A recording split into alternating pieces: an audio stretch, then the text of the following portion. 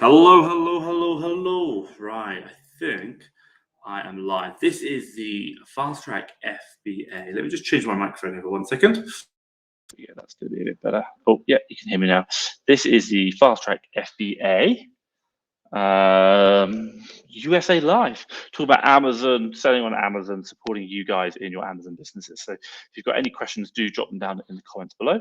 What I will do is just drop a little ticket down below to say drop your questions. Any questions you want to ask me, Amazon USA, VAs, Amazon UK, not a problem. I will also give you a bit of an update on my business, what's going on, how we're getting on as well. So if you've got any questions, do give me a shout. Let me just first check. I want to double check we're actually live, and obviously if we are here, otherwise I'll be like just talking to myself. So Amazon USA, anything to do with Amazon UK, I will check that. So yeah, I can see myself live on one of them. You just finger in the eye, and then give me 2 seconds. Obviously, if you are joining, do drop a comment down below. Let me know where you're from, anything I can help you with, maybe anything, any questions, that'd be good. Vivian has come in and said, you are live. Thank you very much. Where are you from, Vivian? Let me know. And I'll see. You're on Facebook. Let me check if I'm live also on YouTube. That's the important thing. Just make sure I can obviously be here to help people with their businesses. Check that. So you are from NC, New York City, I assume? New York City, NC, is that right? Do let me know. Obviously super early, probably like 8 a.m. in New York City right now. Let me just check. Yeah, we've got me. I am now live on the YouTube channel. You can see that as well. Fantastic. That's great. How's your, Vivian, how's your business getting on? Let me know if, North Carolina, fantastic. Sorry. I'm from the UK, myself and English, or should we say American states. Just, I'm not 100%. Obviously, I've incorporated in Delaware and have a prep center in New Hampshire. And I'm always like, NH, what's NH? Oh yeah, New Hampshire.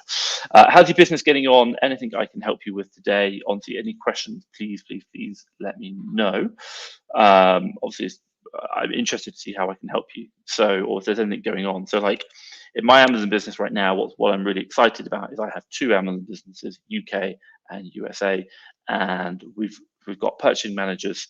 Unfortunately, my purchasing manager in the UK has been off sick, but he's now coming back this week. And then my US business is now pretty much outsourced. I've got a team of 5 VAs running that.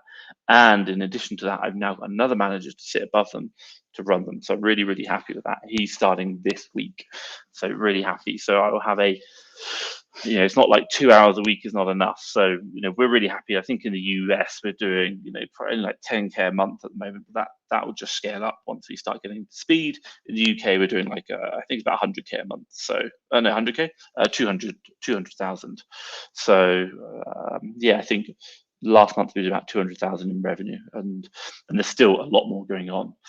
So just kind of let me know how you're getting on, Vivian, North Carolina, how you're getting there. Massive action. I do believe that's Mr. Sean Gilbert. So good to see you.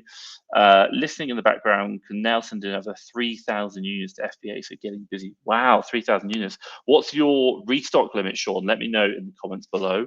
If you want to know, I checked last night. I think we're on 17,000 restock. The one thing I'll say is the UK has a lot lower restock limits. When you first start, you're on 1,000 restock versus 3,000 in the US, so it's a lot harder. So definitely something to think about. So Sean, let me know like what's happened.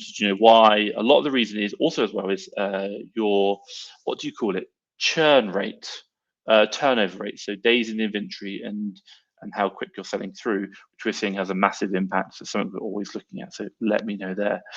Terry Claxton just dropped in. Hi, Tom. Terry, let me know anything I can help you with, how your business is getting on, anything that can support you. Obviously, thank you for joining. Really, really good. Anything I can help you with. Vivian has just come back with a question or a thing. Enjoying your content. Thank you. Honestly, really pleased with that. There's a lot of effort goes into it. Hopefully you can see. How to deal with persistent high price alerts causing repeated inventory open in many cases. Interesting, high price alerts.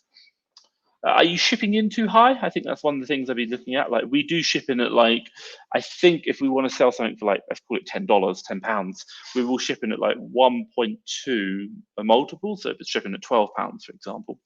But I do think have a look at like how you ship in. You might be shipping at like double the price, and as a result, that's causing a problem. So that is going to have an impact. So I do think that's something to be very mindful of. But I think that's probably the only one, high price, or your maximums on your repricer are too high. So that's probably another one I'd really look at. Maybe tweak some rules, play with that. That's going to be a big impact of it. But I completely understand. And the problem is that your high price alerts are causing your products to go off sale, which is losing you obviously availability. So you could be losing sales from that, which is going to be really annoying. So something to certainly think about there, and let me know how you get on. But I think, two things: maximum on the repricer, and also maybe the prices you're shipping in at. For you, you'd have to obviously identify, but that's something that possibly there I think about. What do you got? Massive action. IPI still needs to be improved. It's 8,500 units. Fantastic. I think, what's my IPI? I even log in and have a quick look. We're not high. I think we're in like 600 IPI. The team have been doing a good job to improve it, but it's still not like amazing. So we are obviously improving that. So a lot of kind of going on, but IPI improvements. I know also as well. I think it's 6 weeks prior to Q4. You're going to get the. You need to have your IPI high enough, because then that will do your inventory, not your restock, but your inventory limits for Q4. So make sure you get that high. That's going to be something important, and keep it high into Q4. Otherwise, they might reduce your capacity down. So with Q4 coming, that's going to be a really important time. I'm just staring. I think there's a mosquito. There is a mosquito. 1 second. I don't know if you ever know. I hate mosquitoes. No, I don't think I got him. Right, cool. Let's carry on. So massive action. Sean said not sending in slow selling. No more. Still got some slow sellers from months ago. Need to sell, but that doesn't happen. Agreed. Hey, the big question is about slow selling items. If they're not working, why? There's an element of like, how slow is slow selling? For me personally, I think anything over around 90 days, I'm really not interested in. I will not lie. We have 10 items right now in stock, which are over, I think, maybe even 180 days, which is really off our model. So I'm asking the team to investigate, but it's something very important. Volume, Amazon restock limits is about, they are not warehouses anymore. They're inventory. They can't be used for storage. It's something very, very important.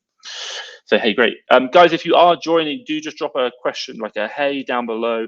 I'll give you a shout out. But also as well, if you've got any questions I can help you with your Amazon business, please drop it down below. I run these sessions once a week to really just, to try and engage with the community, to try and support you. But also as well, if I can give you feedback and help and advice, I'd do that. I'm not saying I'm an expert. We've done over 1 million in the UK in the last 12 months. So I'd like to think I've learned a few things, but if there's any questions, let me know down below. Drop it there. So Terry's come back in, 17K restock limit. That's right, we have 17,000 in our business. I've gotten down to 1.9 this week and down from 3.7. Currently have 12.3 thousand in stock with the fulfillment center and about 3K stock at the prep center, sending out saying need hot weather. Okay, fine. So yeah, I don't really know if they worked. So gone down to 1.9. I think you've gone down 1.9, not gone down 2, because if you've got 12.3 thousand items in stock in the fulfillment center, but you've only got an allowance of 1.9, I'm guessing you're way over. That's gonna be like a year before you can sell. So that's gonna be a big impact. I think the big question I just kind of always say look at days in inventory in your Amazon Seller Central. That's gonna be a big point about really trying to grow your business. It's gonna be very, very important. Because if you're not turning that stock quick enough, that days in inventory will be too low, and the other problem will be just that you're not going to get the restock limits. And our business isn't about buying stock and holding it. Ours has gone down. Ours is about buying stock, selling it, then buying more stock and selling it. So just be mindful. Like, that's going to be something really, really important. But yeah, I think you've just come back and said you've just gone down to 1.9. That's terrible. Yeah, if you've got 12,000 items in stock and you're down to 1.9. Like, my God, that's a lot of work. Let's just come back. Vivian has come. Vivian said, no, I tried fixing it by being the lowest. Okay. There are other priced higher. Then all the sellers were kicked off, probably face some kind of problem with high price alert as I. Okay. Could be IP.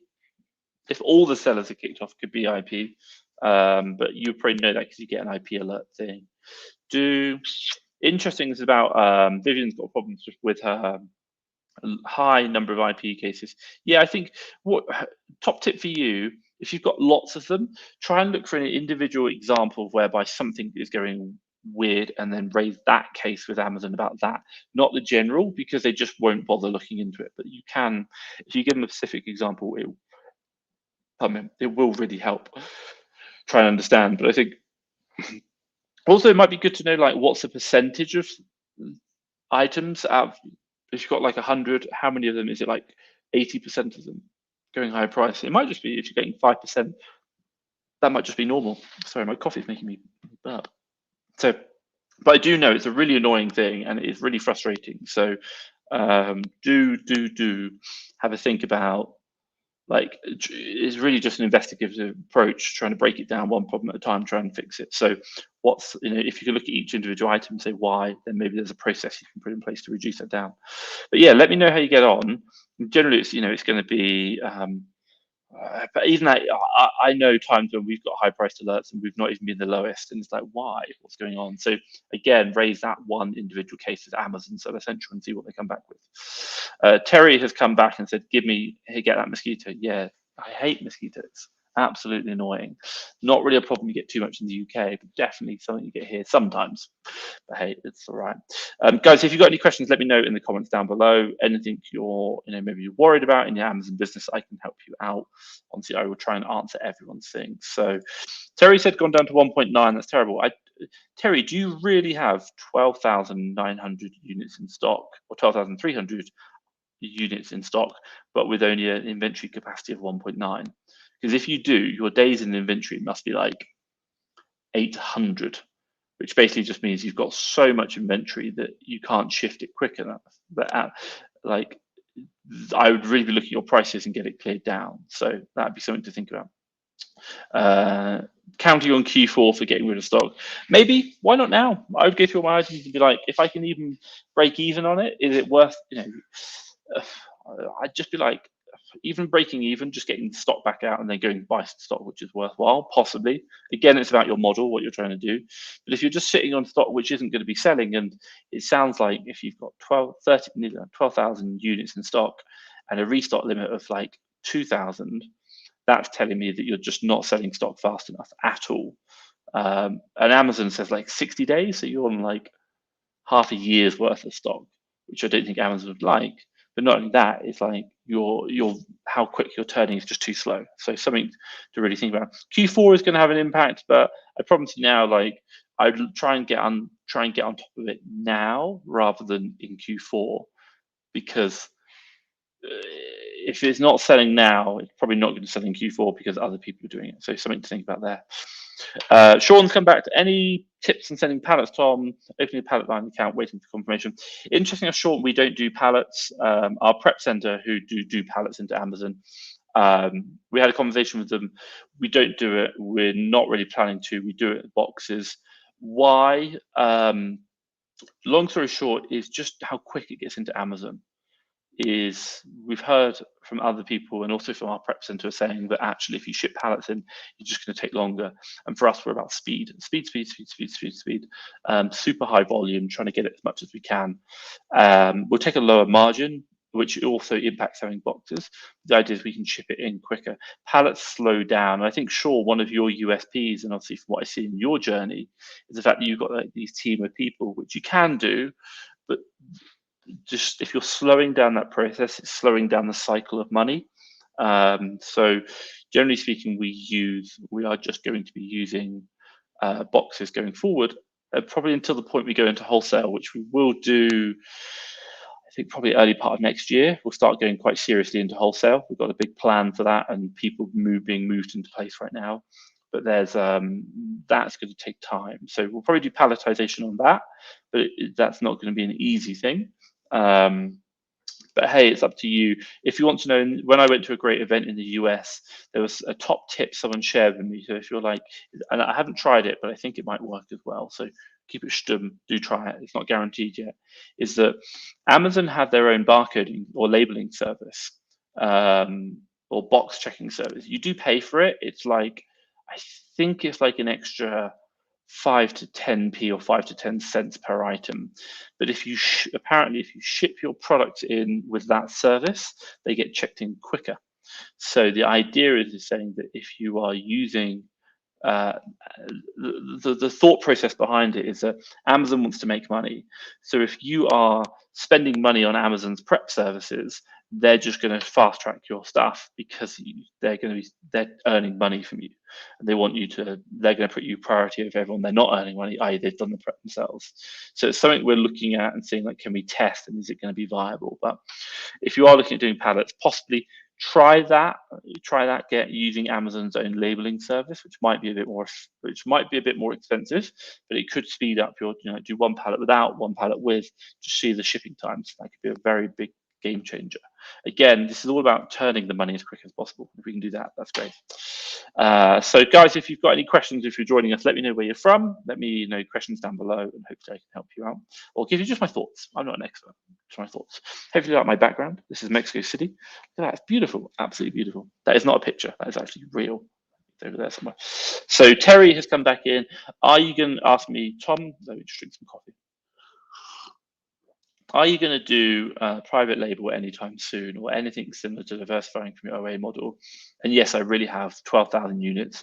It was 14 when I first started. Wow. Let's come to the second part. Terry, you've got a lot of stock in there, like a lot of stock. I would be doing some really good analysis and like, just get the, like, I don't know, it's up to you. It's your model. For me personally, it'd be like, I don't feel like I would be able to manage, like 12,000 units. We only have like 8,000 units in stock in Amazon right now. I think we have like £28,000 worth of stock in the warehouse. We did have 50. It does fluctuate all the time, but the idea is that it's changing. But like the question, my worry would be that if I'm sat with so much stock which is not selling, what's the reason? Am I even making money on it, or would I just be better to clear it down now? What's going on? It might be the case that you're buying lots of great old Lego, which is also, or anything which will have value. Just be mindful of that. Like, it's easy to spend money, but it doesn't always. It's easy to spend money, but it doesn't always work. Just spending, it's about making the money. That's the important thing. Making money. Going into private label, no, like no.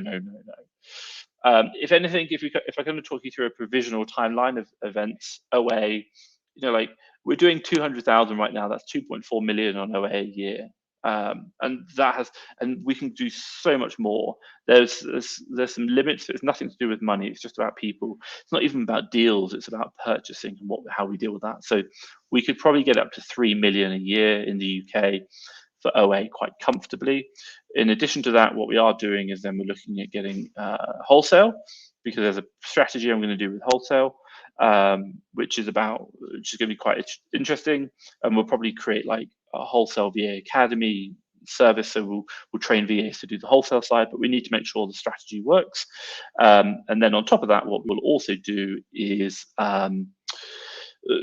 we won't do private label, but what we will probably do is unique bundles. That's the only thing we might do, but I'm not really too worried about that. What I'm more interested in is learning how to do unique bundles, learning how to do the listing optimization.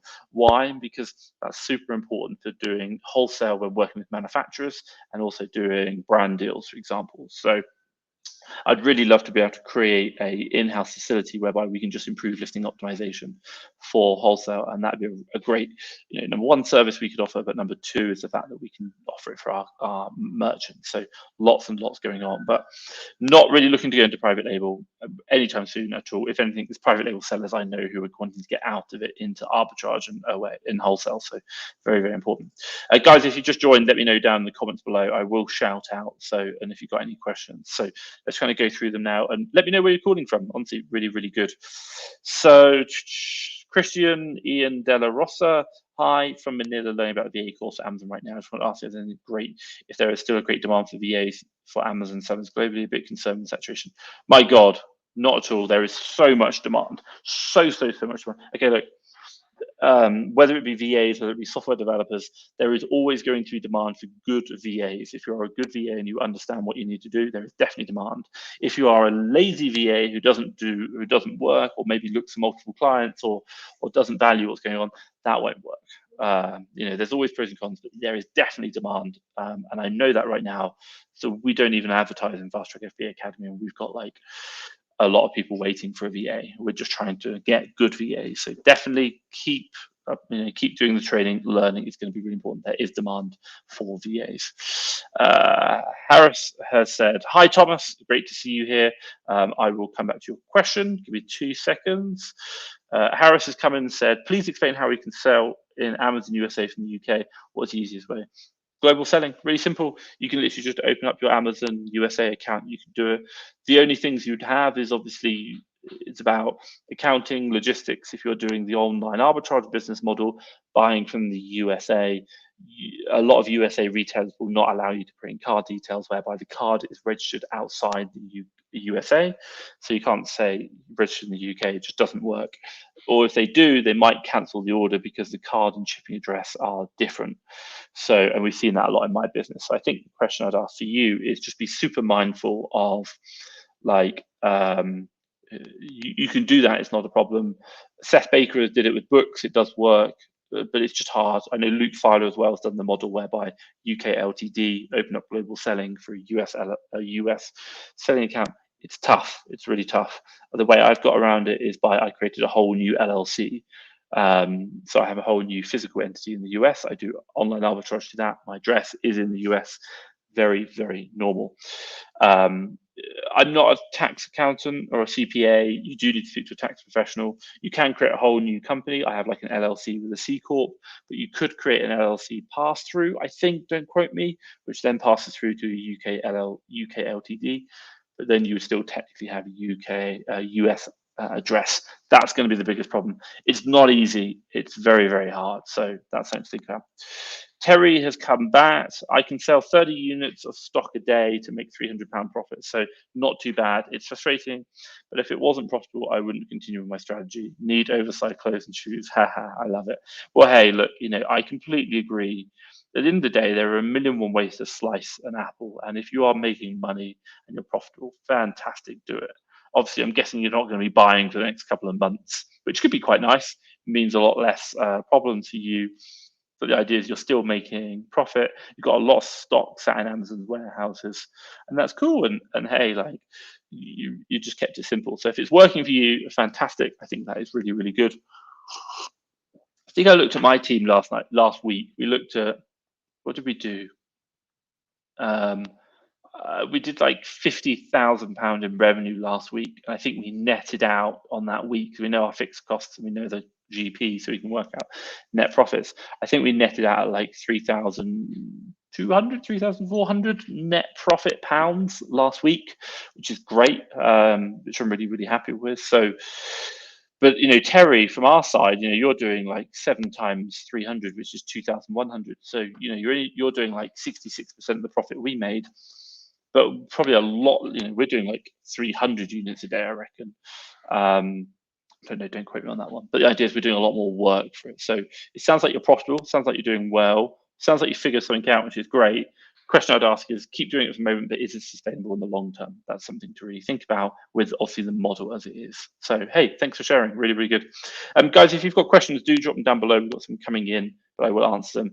If Amazon, FBA UK, Amazon USA, VAs, I'll give you my thoughts. I'm here to kind of help and just share. So, Soft Expert is coming. If I want to change the main category of my product, Amazon want me to remove it and then list it again. What should I do? Please answer.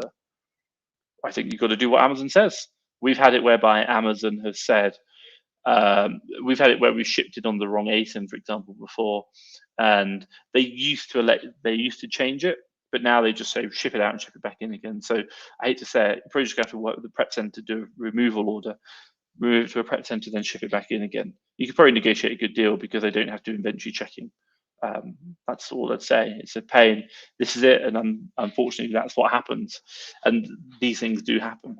So hopefully, Soft Expert, that's answered your question. Manchester 613. I do love Manchester. I haven't been there for a long time. Amazing place. Right. I'm concerned that every time I move stock, they still reduce the restock limits, therefore losing out on sales from slower moving stock. Selling books using FBA is becoming very difficult. I agree. Manchester, interesting. So I had a conversation with Seth Baker, who's a bookseller as well. and he did like $500,000 US last year, and obviously he's in the US, he's not the UK. Now the one big question which I asked him was about out of all your stock, like what percentage of it do you have more than one book of that ASIN in? So like, like each ASIN have like one unit, and then how many have got like more than one unit? He told me it was like, I think it was less than 1%. And the problem you get with that is that the model comes is the fact that you are just waiting for the product to sell, and it might be 6 months to sell. Now, Amazon doesn't really like that. Amazon, generally speaking, in the UK is looking for about, I think it's about 90 days. In the US, it's maybe a bit longer. It could be 60 days in the UK. What's the one metric you really want to look at? Which I'm not saying it's perfect, but it's a very good indicator of it's going to help you about restock limits. Go to Seller Central, inventory planning, and you're looking for days in inventory. Now, you're looking probably to try and keep that under about 60 days. And 60, you're going to be fine. If it's under 90, you're going to be okay. But I think you'll be on the restock limit level.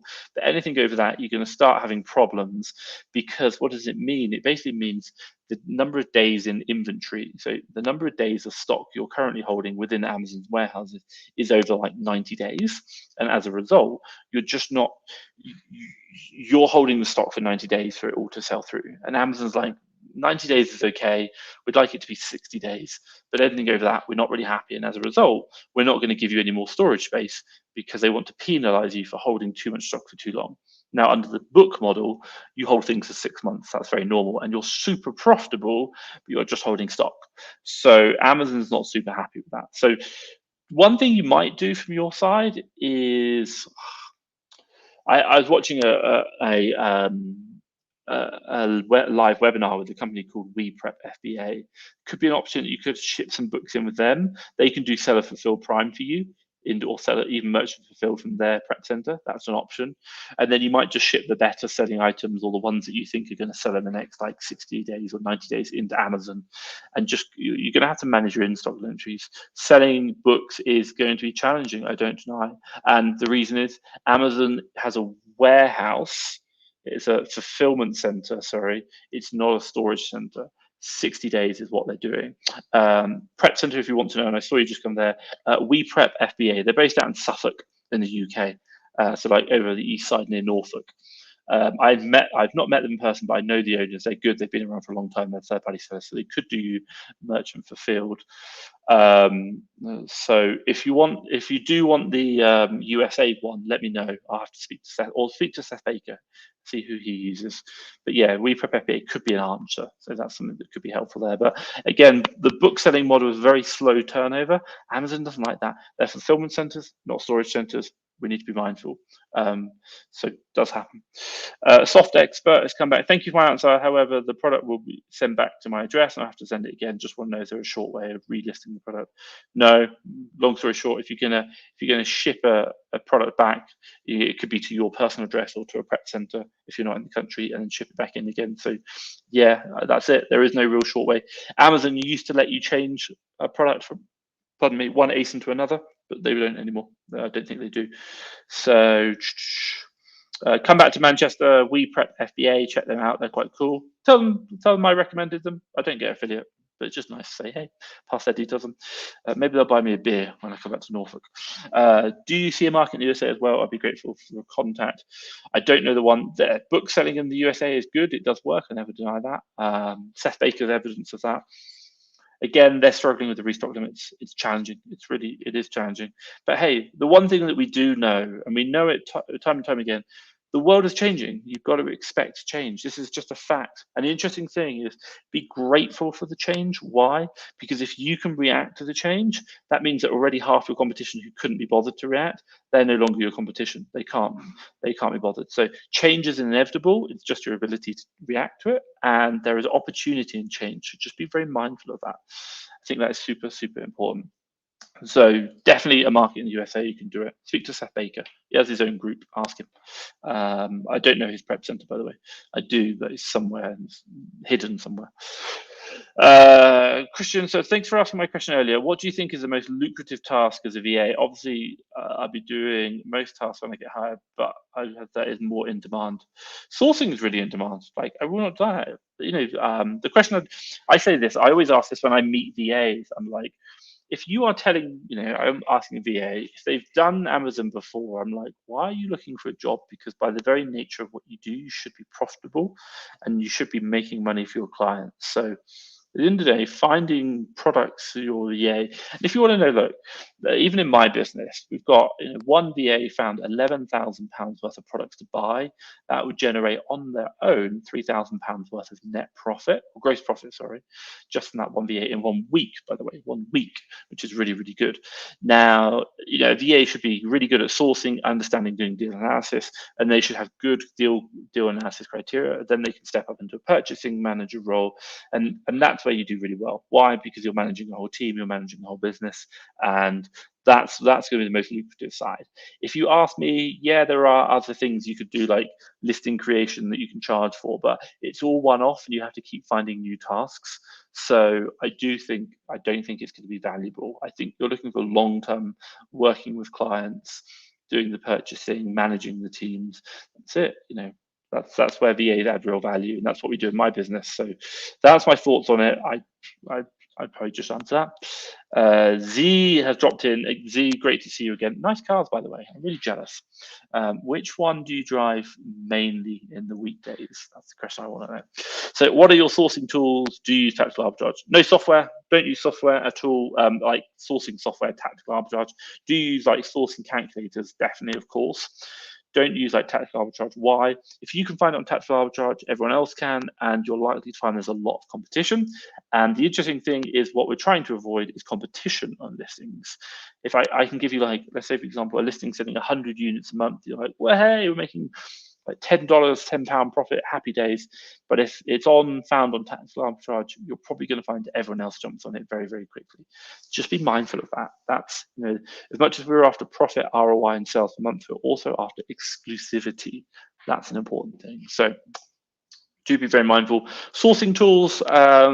Generally speaking, the team will use, like, I think I talked about Amazon DS Quick View, which is a free Chrome extension. We'll use one of the calculators like FBA Multitool, Buybot Pro, SAS, ResSeller, Ace and Zen. They're the 5 pretty much we'll look at. We got all of them now, actually.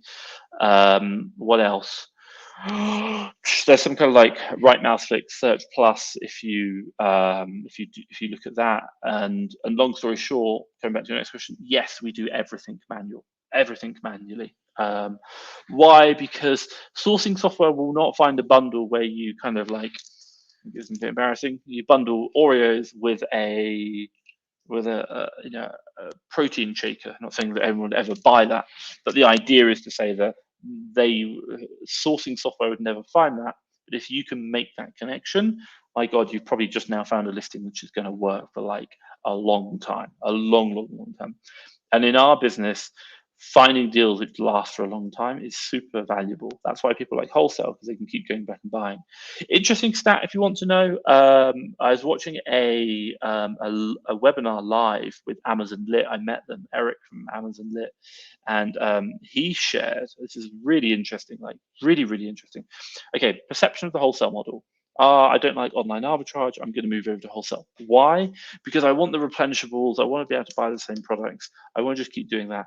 Interesting enough, Amazon Lit, they do 50 million a year. They do like 5 million a month. They're absolutely smashing it. Biggest players that I know, absolutely next level. He said 50% of his stock was replenishable. 50% of it he wouldn't be able to buy again. Now, our perception as online arbitrage sellers, even private label perhaps, is that when you do wholesale, you can just keep buying. But the stats from his own business is that only 50% of the products he buys, he can replenish. That's something very, very interesting. So don't kid yourself when you go into wholesale. It's still a demanding, tough environment. Yes, you can probably buy more bulk. Yes, you can probably negotiate discounts. How far, I don't know. But just be aware that even the biggest players in the game tell us only 50% of the items they buy from their suppliers are replenishable, which is one of the big advantages to wholesale that people have when they go into it. So definitely something to think about there. Let's move on. Guys, if you've got questions or you just join me, let me know in the comments down below. Let me know where you're from. Really good. I'm here to help you. Amazon UK, Amazon USA, VAs, any questions you've got. It's just nice to connect with people watching. If I can add value, I really do it. I'm not an expert, but I'll certainly give you my thoughts on it. So question here. Hello, how are you? I'm good, thank you. Let's drink some coffee. You can probably tell I talk quite fast, so you have to watch this in like half speed. Some people don't understand me. Your question is, what do you think about Amazon arbitrage online sourcing tools such as online arbitrage deals? Interesting. Online arbitrage deals is like a lead service. If you want to know, we provide a lead service as well. Fast Track FBA leads, do check them out. Really, really good. We do it slightly differently. Most, like all the deal services, do a fundamental. They choose the deals for you, and then you get those deals and you can buy them. With us, you see all the deals my VAs find, and we're sourcing 7 days a week, not 5, but also you get to pick and choose. So you choose the ones you want. We do limit them to number of people. We do it in quite a unique way. You can see all the data, and then you can unlock the supplier URL and the ASIN. The tools are good, and interesting enough, like I recently did a video with Kev Blackburn in regards to like how to start again, the first 5,000, and quite interesting. I really like lead services. I think they're really good. They do get you started. They get you a lot of deals, especially when you're first starting out. If you are starting out and you're gated, like for us, we have special gated ungated deals. Really, really useful. It's going to really help you out. So just be super mindful of that. I think online lead services are very useful. There are lots of them out there. Do check them out. We do UK and USA. Online arbitrage deals is like another lead service. There's lots of them out there. They do help. I think, if I had to give you one bit of really honest advice, and I'd even say it about my own services, don't go into buying any lead service just blindly. Go into it, record down the deals that you're buying, and track where they come from. Why? Because one of the biggest dangers with lead services, same as like software, is that competition. It doesn't matter how good a deal is. If I show you a deal which is great, but I sell it to 500 people, it's just not good because there's too much competition. The price is going to crash, you'll lose the money, and the products won't sell. So record where they come from. Why? Because what you're really looking at is after a month or two, you want to see how much profit have I actually generated from the products I bought from the lead service, and how well have they done. All lead services, everything will have deals which tank. That's that is always going to happen because of the very nature of online arbitrage.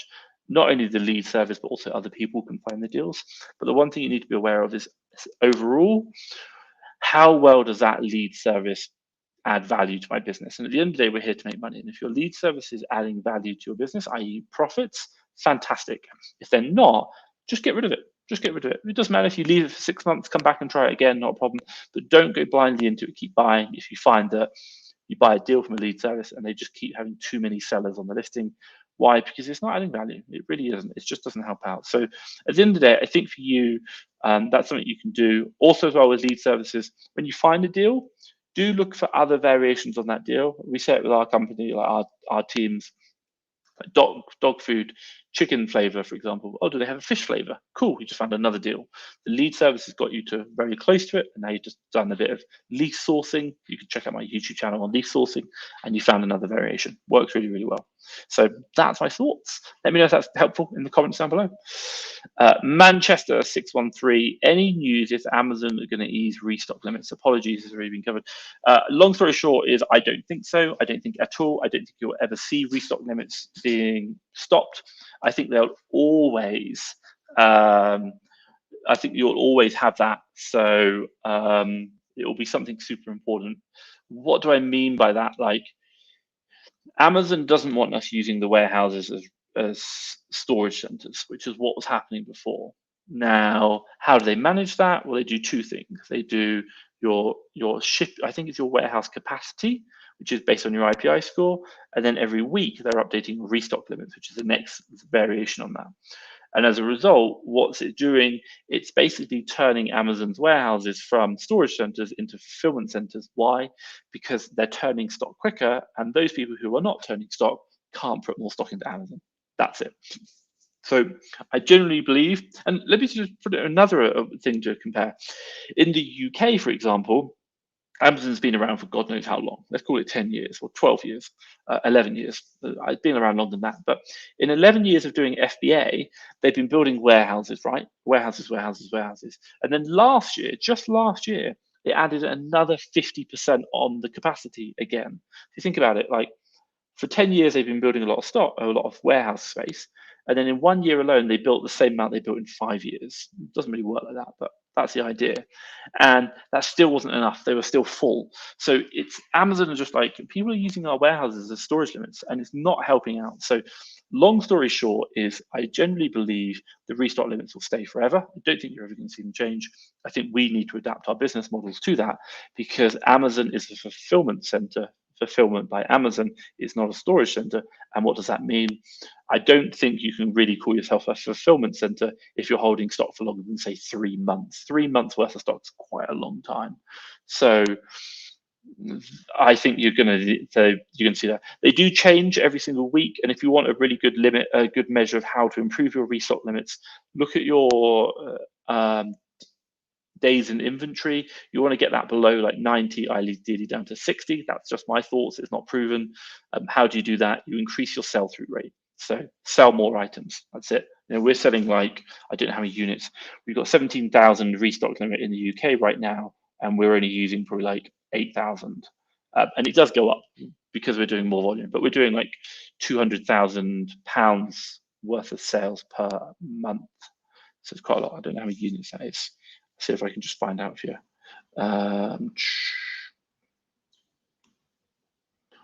Just wait for it to load the app. So number of units in the last 30 days for us, and that's what you're really looking at, units. 9,000, about 9,000 units in the last 30 days. So I hope that's helpful. Dan Adams, is this on Facebook? Daniel, this is on Facebook. It's on the USA only, not the UK one, because we try and really support USA sellers. Like I do, the UK groups has got a lot going on. So let me know, Dan, if you think this should be on the UK group as well. So that should be quite useful. So yeah, let me know there. Okay, so right here, Finn Cassell has put, hello, I'm struggling to find replens using Keeper. I don't think I'm doing anything wrong, but I can never find the items cheap enough to make a profit. Hey, welcome to the wonderful world of buying. Long story short, if you can, you're going to have to keep searching. That's it. I think the question, you know, my God, we did a quick look. All the kind of people on who have been selling for a while, they kind of say, oh, I can go online now for an hour and find deals.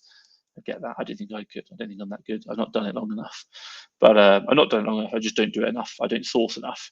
It's not. This game is not easy, and every year it gets harder and harder. Why? Because more and more people are doing it. There is more competition. Top tip for you, you're going to have to figure out what works for you. Finding replenishables using Keeper, like Amazon Lit, 50 million a year. Those guys are professionals. 50% of their products are replenishable. You know, I don't think they know what they're doing. I think for you is you've got to be just try and see what you can find and keep doing it. What's working. There is no like secret sauce. I've even had people pay for coaching calls with me and then later complain to say that I didn't tell them the secret to sourcing. It's like, there isn't one. It's about finding what works for you and your business and doing that. So that's really important. So do look at that. That you can do, but it's just practice.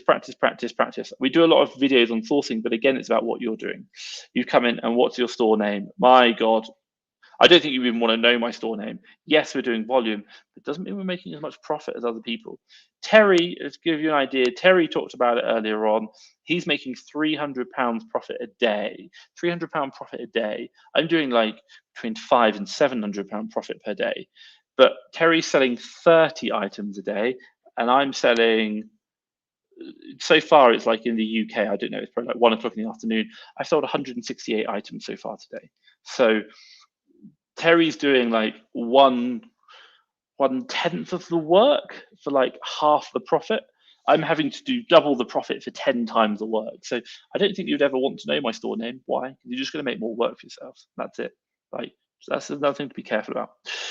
So Katie has come on. Considering hiring my first VA, do you have an opinion on a reasonable expectation for the number of leads a full-time VA should be able to generate per day? Great question. If you want to know, Katie, Whether you're looking to do it yourself or not, do check out Fast Track FBA VA Academy, fasttrackfba.com/VA. I think if I can put it in here, www.fasttrackfba.com/VA. Check that out. I think I just placed it on the YouTube channel. Now, two things. Number one, we explain the service we do, but number two, you can book in a free consultation call with one of my team to understand about the service. Why do I say that? Because whether you're looking to use us or to do it yourself, you can just ask questions to understand it. And questions like this will answer also about like salary, payroll, expectation. But if I answer your question directly and give you a direct answer, that would be helpful. So what am I saying? Well, I'm saying basically for us in the VA Academy, we do a 12-week period. So we do find the VA, hire the VA, train the VA for 7 days, and we support them for 12 weeks in your business. Now, for that 12-week period of having an Amazon sourcing VA, and we do arbitrage, by the way. So what do we say? Well, we say in the first month, you should be getting 2 to 5 deals per day that you're buying. Deals that you're not buying mean nothing, so don't even think about them. I don't even count them. Why? Because I don't want to count something which means nothing. It's like we're going to count, I don't know, like how many times you click the mouse. Like it doesn't really make a difference. Like if you give me 200 deals or 10 deals, if I don't buy any of them, they're just pointless. So let's not measure things which aren't really going to help us. We're only going to measure what we're buying. So 2 to 5 deals per day that we're buying. That's for month 1. Month 2, we'll look for 5 to 8, and then month 3, we'll look to 8 to 10. Now, interestingly enough, what we really recommend saying is don't measure, don't look at deals per day in month 3. You want to transition over to what's known as spend. Why? If you spend X amount of money on, like, say for example, you spend like £10,000 in a week, and you then that's going to generate at a certain ROI will generate you X amount of revenue, which will generate you X amount of profits. And we talk about this in the Fast Track FBA VA Academy in quite detailed, and also as well, if you do sign up through us, you get like not only this, you get weekly coaching tools about just VAs, how to support them, how to get the most, but also as well, you get like our incentive schemes, how we run that, how we structure our businesses, what we do, which is all about the intelligence that's going to support you. But generally speaking, deals per day is a bad metric to measure after the first couple of months. You want to move to spend. Why? Because spend is much more closely correlated towards revenue, which revenue at a certain ROI generates X amount of profits. And if I give you a very good analogy, let's say for example you get a supplier, we all know them, like Boots for example. If you get like, would you rather have 10 deals from a supplier you can only ever buy 3 items of each product, and they're probably going to cancel your order anyway, or would you rather have 5 deals from a supplier that you can buy like 100 items of each? You'd probably go for the 5 deals from the supplier where you can bulk buy rather than the 10 deals from the supplier who just cancels your orders, or you can only have like maximum order quantity of 3. Why? Because you're spending more cash, because you know that spend correlates to revenue, which is profits. So that's the thought. But we actually break down the numbers and give you a real like analysis of exactly what you should be looking for and how to manage a VA throughout the whole of that process to really support you with not only just like these calls, but also like lots of training videos of my team. So do check out the, there you go, I'm going to put it in fasttrackfba.com/VA. That's something really helpful. We're always hiring. I think we've got about 130 people or clients we've actually hired for over the last 18 months. And if you want to know, we have also placed 220 VAs, I think. It's over 200. We've got a Skype group that I'm a member of. I don't understand it. It's all in Tagalog, which is Filipino language, but I don't understand it. But there are 220 VAs in there, all talking, just sharing, like supporting one another to try and improve deals. So really, really good. Check it out. I think you help out, and you can book in a free call. Finn, how much capital would you recommend before getting a VA? Depends on your model. Guys, if you've got any questions, by the way, drop them in the comments down below. Got about 9 minutes, and then I'm going to have to wrap up. So any questions, anything I can help you with, I'll try and quick fire through them. Anything Amazon, USA, UK VAs, I'll try and help you. So how much capital would you recommend before getting a VA? UK, I generally say about £4,000. USA, I probably say about 5, maybe 6,000 US. Why? generally speaking, is let's say, for example, you can spend £1,000 a week on the deals that your VA is going to create. What we do know is that for them to make money, you have to buy stock today. Let's say, for example, it takes 2 weeks from the moment you buy it to get through to prep into Amazon live on sale. Then it takes another month for it to sell. And then it takes 2 weeks for that money to come back out of Amazon after the 2-week disbursement and then actually comes back into your bank account. So the whole process is 8 weeks. Now, you need to be generating cash every single week, or you need to be purchasing every single week for the whole of those 8 weeks. So if you're talking about 8 weeks at £4,000, that's £500 worth of spend per week. If you're just going to do £5,500 worth of spend, £500 spend per week multiplied by, let's call it 30% ROI, 0.3, you're going to be generating £150 per week from the VA. So, and then you've got to take the cost of the VA off. So if your VA is costing you like £400 per month, that's going to be about £100 per week. So you're going to be netting out about £50 profit per week, which means your VA is going to be making about £200 per month net profit, which is okay, but it's not really very good. You probably want to go more than that. So at least 4,000, if not higher. Again, that's working on a 30% ROI. So I hope that makes sense, but I hope that's answered your question. Manchester, do you need to pay sales tax if I'm sending stock into the USA? No, sales tax is when you purchase, not when you ship. It's not like VAT. It works out differently. So like sales tax works like, for example, if I buy something from Walmart and I ship it to my warehouse in New Hampshire, we're at 0% sales tax, so I don't pay anything. But if I were to have stock in New Hampshire, my LLCs in Delaware, and I just moved stock between them, there's no sales tax, nothing like that to do. So you may have import duties. That's something that you do need to look into. I don't know the answer to that. Do look it up. But in regards to sales tax, no, not at all. Massive in tax carrying on. Will you open an eBay account now that they're building fulfillment centers? Maybe, not yet, Sean. Long story short is I'm a big believer in KISS, keep it simple.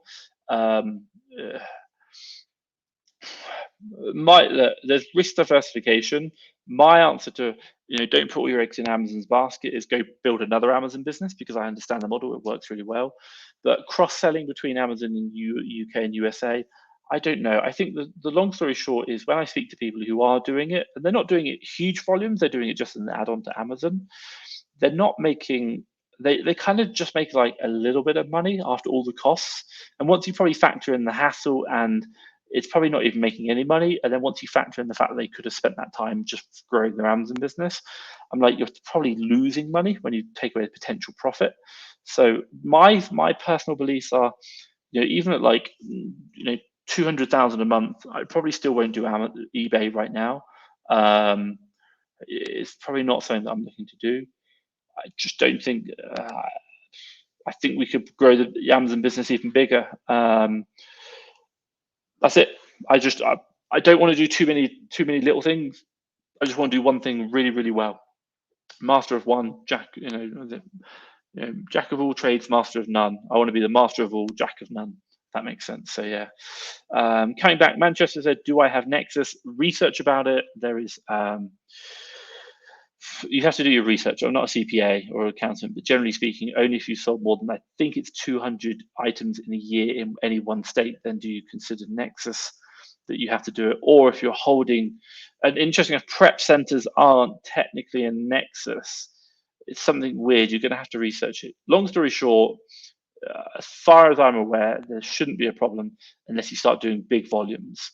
But even like us, we're doing like 10,000 a month. It's not really big enough volumes to warrant a Nexus issue. But again, speak to a CPA. There is software out there that will help you understand if you have a Nexus thing. Manchester said, I also want to send books into Europe FBA. I think Germany and France is the only country I wish to. I fear I need to register that in many countries. You can do what's known as shipping it into one country and then doing ENF from that country into the rest of the Europe, not doing pan-Europe. So if you do pan-Europe, you need all of that across countries. But if you don't, then the idea is to say you can do, so you could do pan-Europe, which you need to register for that in all of them, or if you just do Germany and then do ENF, that's another option, but you don't need to register for that in all of them. You only need to register for that in Germany. So that's one option you can do. Hope that helps. Finn Cassell said, how do you do this? Every week? I do them every week, same time here in YouTube, in the USA group. If you've got questions, feel free to ask. I'm just trying to help. Like, if I can give you feedback, that's really useful. Like me just helping as well, because oh my God, when I first started, I did it as well. So if I can answer your questions, that would be helpful. And I try and do it quick fire round. I've only got an hour. Oh my God, my voice is hurting right now. Too much talking. Need more coffee. So Manchester has come back. Great. Thanks for your help. No, really glad. Anything else? Guys, drop it. I've got 4 minutes. I'll quick fire through them and then I'll finish up. I do have a meeting with my Amazon USA team afterwards to see how their performance has been. So 4 minutes, 3 minutes now. Questions down below. I will finish up in 3 minutes. Harry, how much time per week should you spend speaking training with VA? If you've done the VA Academy, we've done the training for you. Again, fasttrackfba/VA, fasttrackfba.com/VA. Long story short, I think for the first couple of weeks, you should be spending an hour a week. There's a really good video I created about how to get the most out of your VA. It's where I do a screen share of one of my VAs and I talk about it. We do that process. Really recommend it. They should be trained when they come out of the VA Academy. And then the idea is you can reduce that down. I think, long story short, after 3 months, you should be down to about 1 hour a week with your team. That's it.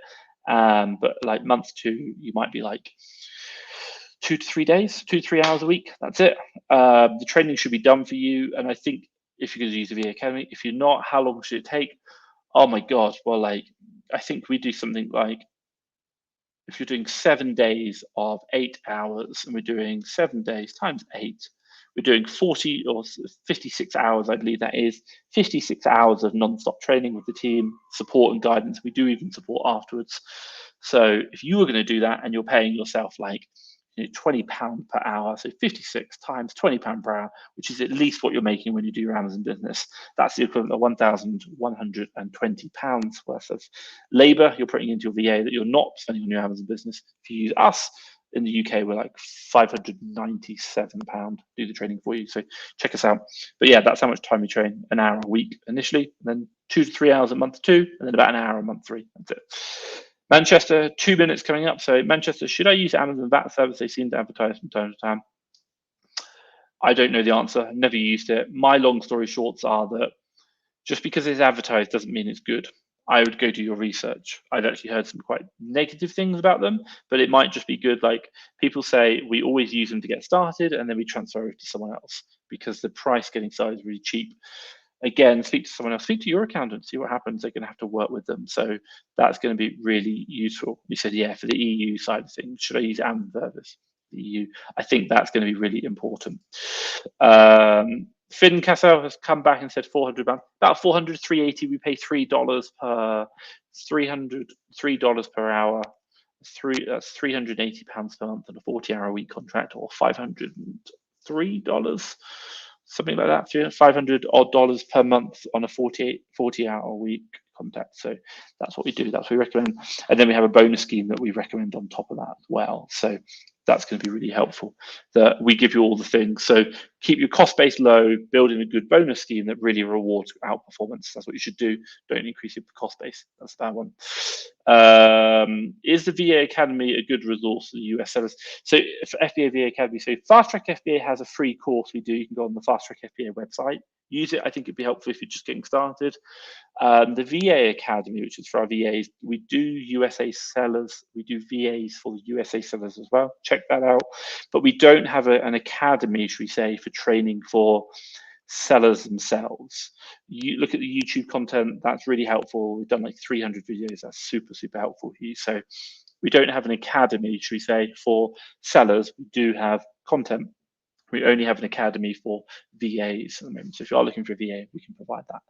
Hopefully that's been useful. So Vivian says, thank you. Obviously, thanks for joining in, guys. It is obviously 1 hour on the dot. So I just want to say thank you to all of you for joining, spending your time asking questions. It's been, it's really nice to give back, and hopefully I've added some value into your lives and given you maybe my thoughts. I'm not an expert. I don't know the answers, but hopefully it's been really useful for you. I just want to say thank you so much for joining me, asking questions, sharing about your business. And hey, I learn as much from these as you do. I see what's happening.